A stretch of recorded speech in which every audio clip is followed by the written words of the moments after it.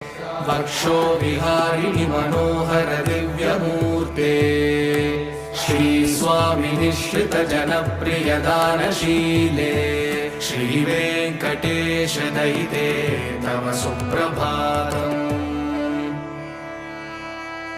तव सुप्रभातमरविन्दलोचने भवतु प्रसन्नमुखचन्द्रमण्डले विधिशङ्करेन्द्रवनिताभिरर्चिते वृषशैलनाथदयिते दयानिधे।